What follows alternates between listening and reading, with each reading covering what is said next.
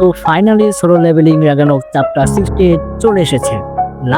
লাস্টে আমরা দেখেছিলাম ফার্স্ট মোনার্কে ডিসেন্ডেন্টকে আশা সেখান থেকে নিয়ে চলে যাচ্ছিল, কিন্তু ঠিক তখনই সেখানে সু হাজির হয়। সে গাঙ্গার সাথে লড়াই শুরু করে, তাকে পরাজিত করে এবং আশার মুখোমুখি হয়। এরপর আশাকে বলতে থাকে বাচ্চাটিকে ছেড়ে দেওয়ার জন্য। অবশেষে শ্যাডো মোনার্কের ডিসেন্ডেন্ট সু এবং ইনসাক্ট মোনার্কের ডিসেন্ডেন্ট আশা একে অপরের মুখোমুখি হয়, আর এরই সাথে চ্যাপ্টারটি শেষ হয়েছিল। এখন আমরা এর পরের অংশটুকু কভার করব। চ্যাপ্টারের শুরুতে দেখা যায় সু প্রচন্ড রেগেছিল। এখন সে আশাকে বলতে থাকে ওই বাচ্চাটিকে ছেড়ে দাও। এদিকে পিয়া যে গেট ওপেন করছে সে বলতে থাকে গাঙ্গা এখানে হেরে গেছে সুর কাছে। আশা বলতে থাকে শ্যাডো মোনার্কের ডিসেন্ডেন্ট গ্রোথ আমি যতটা ভেবেছিলাম সে তার চেয়ে অনেক বেশি দ্রুত গতিতে শক্তিশালী হয়ে উঠছে। এরপর আমরা দেখি শিরোকা সেখানে কাঁদতে শুরু করে, আর ওদিকে আশা শিরোকার উপরে এমন কিছু একটা প্রয়োগ করে যার ফলে শিরোকা জ্ঞান হারিয়ে ফেলে, আর সেটা দেখে সু চিৎকার করতে শুরু করে। আশা বলতে থাকে চিন্তা করো না, আমি ওকে কিছু সময়ের জন্য ঘুম পাড়িয়ে দিয়েছি। আশা যখন সুর সামনে শিরোকাকে ফার্স্ট মোনার্কের ডিসেন্ডেন্ট বলে ডাকে, তখন সেটা শুনে সু মনে মনে ভাবতে থাকে ফার্স্ট মোনার্কের ডিসেন্ডেন্ট শিরোকা, আর তার উপরেই আশা। সে যেভাবে বাকি মোনার্কদের সম্পর্কে জানে, তার মানে কি সে নিজেও মোনার্কদের রিলেটেড কেউ। সু সেখানে দাঁড়িয়ে ঠিক এটাই ভাবছিল। আর এরপরে সু সরাসরি আশাকে প্রশ্ন করে বসে মোনার্কদের মধ্যে আগে যে যুদ্ধ হয়েছিল তুমি কি সেই যুদ্ধের একজন সার্ভাইভার? এর উত্তরে আশা বলতে শুরু করে সার্ভাইভার না, তুমি বরং উল্টোটা বলতে পারো। মোনার্কদের মধ্যে যে যুদ্ধ হয়েছিল আমরা সেই যুদ্ধের ফলে জন্মেছি। আশা আরো বলতে থাকে যেমন ধরো আমরা তিনজন এখানে মোনার্কদের ডিসেন্ডেন্ট। মূলত আশার সাথে যারা আছে তারা সবাই মোনার্কদের ডিসেন্ডেন্ট, যার মধ্যে পিয়া এবং গাঙ্গা অন্তর্ভুক্ত। যেমন এখানে সুর কাছে অ্যাসিল, অ্যামিউট এবং গ্রে আছে। সেটা শুনে সুর মাথা একদম কাজ করা বন্ধ করে দেয়। তো এর আগে কিছু রিয়েক্ট করবে তার আগে আমরা দেখি গাঙ্গা আবারও উঠে দাঁড়ায়। সে পিছন থেকে সুকে তৎক্ষণিক অ্যাটাক করে দেয়। সু কোনোভাবে সে অ্যাটাকটি ডজ করে এবং সে অবাক হয়ে ভাবতে থাকে যে এই লোকটা কে, আমি যেভাবে অ্যাটাক করছিলাম তাতে ওর দুই হাত ভেঙে যাওয়ার কথা ছিল। এর মধ্যে আমরা দেখি আশা তার ইনসেক্ট ব্যবহার করে সুর উপর অ্যাটাক করে দেয়। তো এই অ্যাটাকও ডজ করে নেয়। আশা ক্লিয়ার ভাবে বলতে থাকে যে সে নিজেও এই ব্যাটেলে জয়েন হচ্ছে, কারণ পিয়া ওদিকে গেট ওপেন করছে আর সেই গেট ওপেন করতে কিছুটা সময় লাগবে। অর্থাৎ সুর সাথে তারা দুজনে লড়াই করবে এবং তাকে ব্যস্ত রাখবে যাতে সু পিয়াকে বাধা দিতে না পারে এবং গেট ওপেন করতে পারে। আর ঠিক সেই সময়ের মধ্যে আমরা দেখি হঠাৎ সুর সিস্টেমে একটি নোটিফিকেশন আসে। সেখানে লেখা ওঠে কুইস্ট হ্যাজ বিন আপডেটেড। আর কুইস্ট এখন বদলে গেছে। আর কুইস্ট হলো মোনার্কদের ডিসেন্ডেন্টকে খুঁজে বের করা এবং তাদেরকে নিজের টিমে রিক্রুট করা। সিস্টেমটা অর্ডার দিয়ে দিল আর সুর তো অর্ডার ফলো করতেই হবে। আর তখন আমাদের সামনে মোনার্কদের ডিসেন্ডেন্টের একটা লম্বা লিস্ট চলে আসে। আমরা দেখি ব্যাংক মোনার্কের ডিসেন্ডেন্ট ঘে তো অলরেডি তার কাছে আছে, তাই সেখানে এক লেখা ওঠে। হোয়াট ফ্রেম মোনার্কের ডিসেন্ডেন্ট অ্যাসিল তার কাছে আছে, সেখানে এক লেখা ওঠে। এমনকি আয়রন বডি মোনার্কের ডিসেন্ডেন্ট অ্যামিউট তার কাছেও আছে, সেখানেও এক লেখা ওঠে। তালিকায় আরো দেখা যায় ফার্স্ট মোনার্কের ডিসেন্ডেন্ট, লেগ মোনার্কের ডিসেন্ডেন্ট, লিগেনিং মোনার্কের ডিসেন্ডেন্ট এবং ট্রান্সফিগারেশন মোনার্কের ডিসেন্ডেন্ট এন্ড অবশেষে ডিস্ট্রাকশন মোনার্কের ডিসেন্ডেন্ট। তাদের নামের জায়গায় একটা বড় কোশ্চেন মার্ক চিহ্ন আসে। অর্থাৎ এইসব ডিসেন্ডেন্টকে সু এখনো তাদের দলে রিক্রুট করেনি, কিন্তু এখন তাকে সেটা করতে হবে। 8 জন মোনার্কদের মধ্যে সুর কাছে বর্তমানে মাত্র 3 জন মোনার্কদের সমর্থন রয়েছে, তার মানে তাকে আরো 5 জন মোনার্কদের প্রয়োজন। সু তার কুইস্টের এই আপডেট দেখে একটু অবাক হয়ে যায় এবং ভাবতে থাকে হঠাৎ করে একটা আপডেট চলে এলো। আমি কখনো ভাবিনি যে এখানে এমন কিছু ঘটবে। একই জায়গায় আমরা আলাদা আলাদা মোনার্কদের সাথে দেখা করতে পারবো। আর ঠিক তখনই বেরো সুকে বলতে থাকে ইয়াং মোনার্ক, এটা তো আপনার জন্য আর সহজ হয়ে গেল, তাই না? আপনার সময় কম লাগবে, পরিশ্রম কম করতে হবে। এক জায়গায় 3 জন মোনার্কের ডিসেন্ডেন্ট পেয়ে গেছেন। বেরো কথা শুনে সু হাসতে শুরু করে, কিন্তু পরক্ষণে সে বলতে থাকে কিন্তু এদের দেখে তো মনে হচ্ছে না যে এরা নিজের ইচ্ছায় আমাদের সাথে যোগ দেবে। কিন্তু বেরো বলতে থাকে যদি ওরা নিজের ইচ্ছায় যোগ না দেয় তবে আপনি ওদের মেরে ফেলতে পারেন, তাই না? এর মধ্যে আমরা দেখি গাঙ্গা সুকে লক্ষ্য করে ইমিডিয়েটলি অ্যাটাক করে দেয়, কিন্তু সু বরাবরের মতো অ্যাটাকটিকে ডজ করে দেয়। সু পাল্টা এমন এক আঘাত করে যা গাঙ্গা চোখেও দেখতে পারে না। এটা অনেকটা এমন ছিল সু কোনো ইনভিজিবল অ্যাটাক করে। এর পরপরই আশা তার ইনসেক্ট পাওয়ার ব্যবহার করে সুকে অ্যাটাক করে দেয়। আর তার অ্যাটাকের স্ট্র্যাটেজি দেখে সু বলতে থাকে ও তুমি তো বাগ ব্যবহার করছো, এর মানে তুমি একজন লং রেঞ্জার অ্যাটাকার। সুর কথা শুনে আশা রহস্যভাবে হাসতে শুরু করে এবং আমরা দেখি সু সামনের দিকে অ্যাটাক গুলোকে ডজ করে নেয়, কিন্তু পেছন থেকে হঠাৎ আলাদা কিছু গেট বা পোর্টাল ওপেন হয়ে যায় এবং আশা ইনসেক্ট গুলো সেখান থেকে বেরিয়ে এসে সুকে অ্যাটাক করে দেয়। এরপর আমরা জানতে পারি যে চারপাশে যে গেট গুলো ওপেন হচ্ছে এই সবকিছুর পেছনে রয়েছে পিয়ার কারিশমা। এই আসল ক্ষমতা গেট নিয়ন্ত্রণ করা। সে নিজের ইচ্ছে মতো যে কোনো জায়গায় গেট ওপেন করতে পারে। পিয়া তার এই ক্ষমতা ব্যবহার করে সবকিছু করছিল। তো এবার বুঝে যায় যে এই ছোট্ট বাচ্চাটি আসল ক্ষমতা ঠিক কি। আর ঠিক তখনই আমরা দেখি পেছন থেকে গাঙ্গা আবার উঠে দাঁড়ায়। গাঙ্গাকে এইভাবে ফিরে আসতে দেখে সু আবার অবাক হয়ে যায়। সু বলতে থাকে এই লোকটা আবারও উঠে দাঁড়িয়েছে। একটা মারাত্মক সব অ্যাটাক করার পরেও এর কিছু হচ্ছে না। পরিস্থিতি দেখে সু বুঝতে পারে যে এখানে 1 ভার্সেস 3 ব্যাটেল চলছে এবং এই অবস্থায় শিরোকাকে বাঁচানো খুব কঠিন হয়ে পড়বে। কিন্তু তখনই হঠাৎ সু একটা আওয়াজ শুনতে পায়। তার আওয়াজ হোয়াইট ফ্লেম মোনার্কের ডিসেন্ডেন্ট অ্যাসিলের আওয়াজ। অ্যাসিল তাকে বলতে থাকে যেন সু তাকে এবং গ্রেকে এখানে ব্যবহার করে। তারা দুজন এখানে এসে তাকে সাহায্য করতে চায়। সু বলতে থাকে যে তোমাদের সামলানোর ক্ষমতার বাইরে। কিন্তু অ্যাসিল পাল্টা উত্তর দেয়, ঘুরে যাবেন আমরা কারা? আমরা আপনার সঙ্গী বা কম্পিনিয়ন, তাই আমরা এখানে আপনাকে সাহায্য করতে চাই। এরপর সু তাদের অনুমতি দেয় এবং সাবধান করে দিয়ে বলে নিজেদের আবার খুব বেশি শান্ত করে ফেলো না। ঠিক তখনই আমরা দেখি অ্যাসিল কি দুর্ধর্ষ এন্ট্রি নেয়। তারই সাথে সেখানে গৃহ হাজির হয়। তারা দুজনে মিলে আশার দিকে আক্রমণ করতে এগিয়ে যায়। এই দৃশ্য দেখে আশা বলতে থাকে অন্যান্য মোনার্কদের ডিসেন্ডেন্ট শ্যাডো মোনার্কের কাছে মাথা নত করলো। আর এই কথা বলার সাথে সাথেই আশা তার ইনসেক্ট ব্যবহার করে তাদের দুজনের উপর আক্রমণ শুরু করে। আমরা দেখি যে মাটির নিচ থেকে হঠাৎ তার ইনসেক্ট গুলো বেরিয়ে আসতে শুরু করে। আর ঠিক তখনই আশা বলতে থাকে যে এটি তার জন্য এক বিশাল সুযোগ ওর সাথে থাকা এইসব সঙ্গীদের নিজের দলে রিক্রুট করা। এরপর আমরা দেখতে পারি আশার একটি বিষাক্ত ইনসেক্ট অ্যাসিলকে কামড়ে দেয় এবং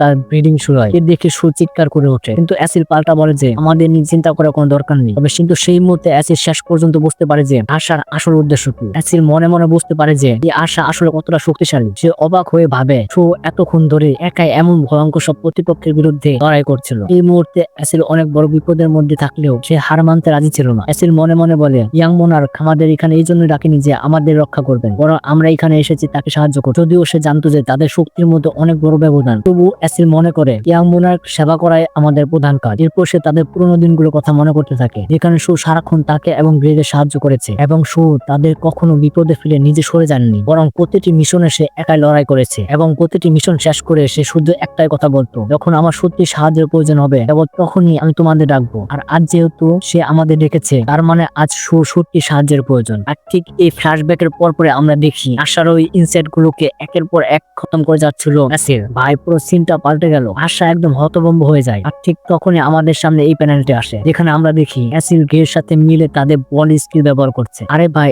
ঠিক একই বন্ড স্কিল আমরা আগে সুকে গ্রের সাথে ব্যবহার করতে দেখেছিলাম, কিন্তু কখনো ভাবিনি যে অ্যাসিলও ঠিক একই ভাবে এই স্কিলটি ব্যবহার করতে পারবে। ভাই এটা তো অবিশ্বাস্য, কিন্তু ভাই তারা আসলে এটা করে দেখাচ্ছে। এই প্যানেলটি এক কথায় অসাধারণ, পুরোপুরি আনএক্সপেক্টেড ছিল। সু নিজেও এটি দেখে একদম অবাক হয়ে যায়। সে বলতে থাকে অ্যাসিয়া এবং গ্রে দুজনে মিলে এখানে এক দুর্দান্ত পজিশন নিয়েছে এবং তারা দুজনে মিলে এখানে বন্ড স্কিল ব্যবহার করছে। এরপর অ্যাসিলের রহস্যময়ী হাসি দিয়ে বলতে থাকে আমরা যে কেবল এটাই একসাথে ব্যবহার করতে পারি তা কিন্তু নয়। আর এই কথাটি বলার পর একই সাথে অ্যাসিড চিৎকার করে বলতে থাকে বন্ড স্কিল ডিমন স্টাইল। প্যানেলটা একবার দেখো ভাই, আশার অবস্থা ফাটকে চার হয়ে গেয়া, মানে সে পুরোপুরি আতঙ্কিত হয়ে যায়। অ্যাসিড যখন আবারও আক্রমণ করে আশা কোনো মতে খুব কষ্ট করে অ্যাটাক ডজ করতে পারে। আশার চেহারা দেখার মতো ছিল ভাই। আশার চেহারা দেখে তোমরা বুঝতে পারছো যে তার অবস্থা কতটা শোচনীয় হয়ে গেছে। আশা যখন কোনো মতে এই অ্যাটাক ডজ করে নিজেকে বাঁচানোর চেষ্টা করছিল, ঠিক সেই সুযোগটা কাজে লাগায় অ্যাসিড। সে সাথে সাথে তার বিচ পজিশন ডিঅ্যাক্টিভেটেড করে দেয়, যার ফলে অ্যাসিড গ্রের সাথে তার সংযোগ বিচ্ছিন্ন করে দেয় এবং তারা আলাদা হয়ে যায়। ঠিক তখনই আমরা দেখি গ্রে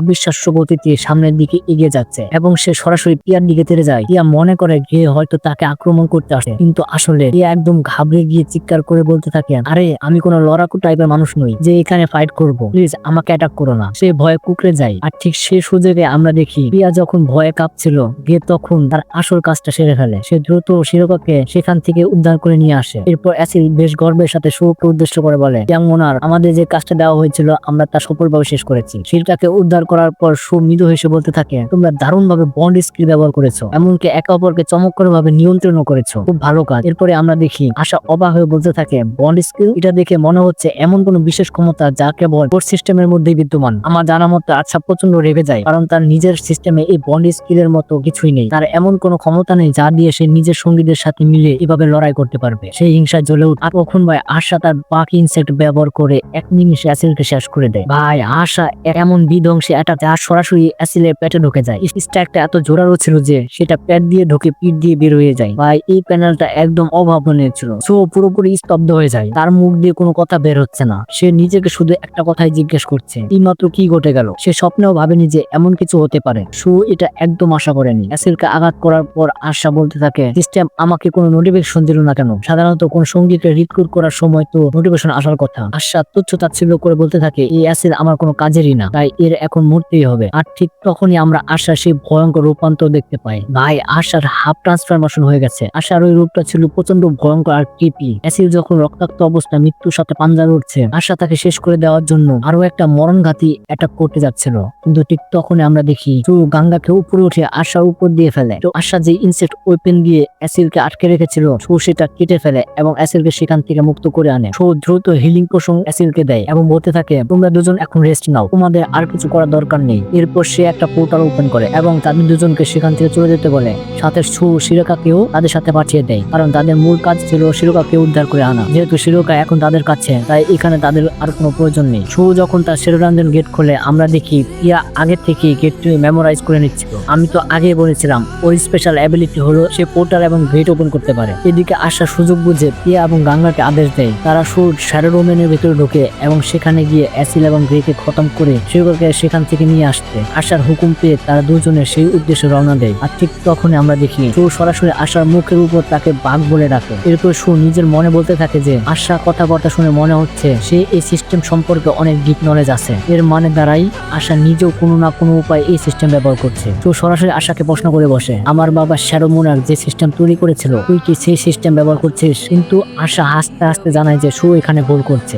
আশা যে সিস্টেম ব্যবহার করছে তা সুর সিস্টেমের চেয়ে অনেক বেশি সুপিরিয়র। আশার সিস্টেম তাকে ইতিমধ্যে জানিয়ে দিয়েছে যে সু আসলে কে এবং ফার্স্ট মোনার্কের ডিসেন্ডেন্ট শিরিকাকে। সুর সিস্টেম তাকে একবারও জানায়নি যে আশা আসলে ফার্স্ট মোনার্কের ডিসেন্ডেন্ট। আশার মুখ থেকে এই কথা শোনার পর সু পুরোপুরি চমকে যায়। সু তাচ্ছিল্যভাবে হাসতে হাসতে বলতে থাকে বা এটা শুনে ভালো লাগলো যে আমার বাবা তোর মতো এক পিচপ সিটের হাতে এই সিস্টেম তুলে দেয়নি। কথা শুনে আশা খেপে গিয়ে বলে তোর কি সত্যি মনে হয় আর তোর গল্প করার মতো সময় আছে? আমার সঙ্গীরা ইতিমধ্যে তোর শ্যাডো ড্যাঞ্জনের ভিতর ঢুকে পড়েছে। এটা শুনে সু প্রচন্ড রেগে যায়, কিন্তু সে দমে না গিয়ে পাল্টা জবাব দেয় তাতে আমার কোনো আসে যায় না। এরপর আশা বলতে থাকে তার মানে তুই তোর সঙ্গীদের আমার লোকেদের হাতে মরার জন্য ওই ড্যাঞ্জনের ভিতরে একা ফেলে রেখেছিস। বাহ, তুই ঠিক তোর বাপের মতোই। সবাই জানে ওই শ্যাডো মোনার্ক আসলে কেমন ছিল, সে সবকিছু একাই করতে চাইতো। কিন্তু সু তাকে থামিয়ে দিয়ে শান্তভাবে জবাব দেয় ব্যাপারটা এমন নয় যে আমি ওদের মরার জন্য ফেলে এসেছি, ওরা নিজেদের সামনে নিতে পারবে, ওদের নিয়ে চিন্তা করার কোনো প্রয়োজন নেই। আর ঠিক তখনই আমরা দেখি সুর শরীরের ভিতর এক ভয়ঙ্কর ট্রান্সফরমেশন শুরু হয়। সু বলতে থাকে